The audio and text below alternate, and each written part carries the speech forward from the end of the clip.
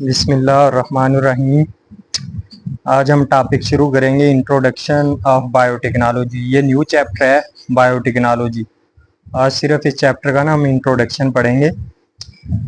Biotechnology कहा किसे जाता है। अब बायोटेक्नोलॉजी अगर लफ्ज़ पे गौर करें ना, बायो का मानी तो ज़िंदगी होता है, यानी कि जानदार या ज़िंदगी, एक ही मीनिंग है। टेक्नोलॉजी टेक्निक होती है, यानी कि ऐसी टेक्निक या ऐसी टेक्नोलॉजी जिसमें जानदारों को इस्तेमाल किया जाए। ये बायोटेक्नोलॉजी का लफ्ज़ी तारुफ है। फिर इसकी डेफिनेशन क्या है। इंसानियत इंसानियत के फ़ायदे के लिए जानदारों का इस्तेमाल करना। इंसानियत के फ़ायदे के लिए जानदारों का इस्तेमाल करना बायोटेक्नोलॉजी कहलाता है। यानी कि इंसानियत को फ़ायदा पहुंचाना। कौन फ़ायदा पहुंचाता है? जानदारों का इस्तेमाल। जानदारों को मुख्तलिफ प्रोसेस में, मुख्तलिफ टेक्निक में इस्तेमाल किया जाता है। फिर उनसे जो प्रोडक्ट हासिल होती है ना, वो इंसानियत के फ़ायदे के लिए यूज़ होती हैं। इस अमल को कहा जाता है बायोटेक्नोलॉजी। अब देखें, शुगर के मरीजों के लिए इंसानी इंसुलिन की तैयारी, ये बायोटेक्नोलॉजी की एग्जाम्पल है, बड़ी अहम एग्जाम्पल है। शुगर के मरीजों के लिए इंसानी इंसुलिन की तैयारी। अब इस इंसानियत के फायदे के लिए इंसुलिन तैयार की जाती है, लेकिन इसमें जानदारों का इस्तेमाल कैसे होता है। इंसानी इंसुलिन वाला जीन बैक्टीरिया के डीएनए में दाखिल किया जाता है। देखें, यहाँ पे बैक्टीरिया यूज हो रहा है, बैक्टीरिया यूज हो रहा है। जानदारों का इस्तेमाल, बैक्टीरिया एक जानदार है, बैक्टीरिया को इस्तेमाल करके शुगर के मरीजों के लिए इंसुलिन तैयार की जा रही है। ये एग्जाम्पल होती है बायोटेक्नोलॉजी की, जानदारों को इस्तेमाल करना इंसानियत के फायदे के लिए। फिर आगे है बायोटेक्नोलॉजी की इकसाम। अब पहले ज़माने में ना बायोटेक्नोलॉजी का लफ्ज़ यूज़ नहीं होता था। पहले ज़माने में एक लफ्ज़ यूज़ हुआ करता था, फर्मेंटेशन। अब उसी फर्मेंटेशन को एक स्पेशल नाम दिया जाता है कदीम बायोटेक्नोलॉजी का, कि पहले ज़माने में जो बायोटेक्नोलॉजी यूज़ होती थी ना, उसे कहा जाता है फर्मेंटेशन।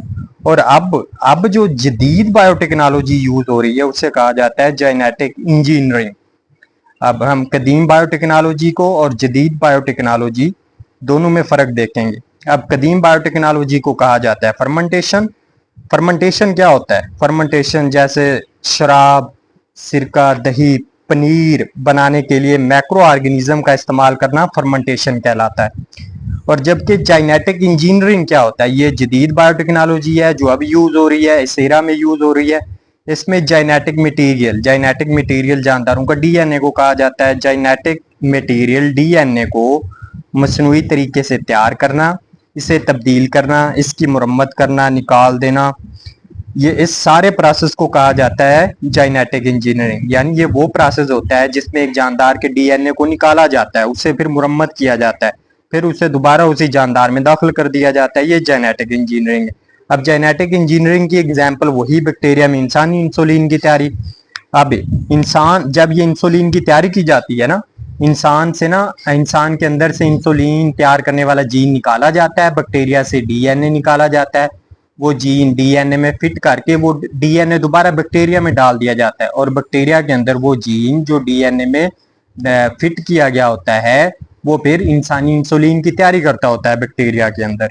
ये शॉर्ट क्वेश्चन है इंट्रोडक्शन के अंदर, ये 3 शॉर्ट क्वेश्चन है। बायोटेक्नोलॉजी हमने पढ़ लिया, बायोटेक्नोलॉजी की 2 टाइप्स हमने पढ़ ली कि कदीम बायोटेक्नोलॉजी क्या होता है और जदीद बायोटेक्नोलॉजी क्या होता है। फिर आगे है इसी इंट्रोडक्शन ऑफ बायोटेक्नोलॉजी के अंदर 3-4 एमसीक्यूज हैं। पहली एमसीक्यूज है कि जेनेटिक इंजीनियरिंग पर काम शुरू हुआ।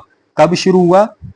1944 में। ये आपने याद रखना है कि 1944 में जदीद बायोटेक्नोलॉजी पर काम शुरू हुआ। 1944 से पहले कदीम बायोटेक्नोलॉजी का यूज किया जाता था फर्मेंटेशन का, लेकिन 1944 में या उसके बाद जदीद बायोटेक्नोलॉजी जेनेटिक इंजीनियरिंग पर काम शुरू हुआ। दूसरा एमसीक्यूज यहाँ से आता है कि साइंसदान डीएनए को काटने और जोड़ देने के काबिल हुए।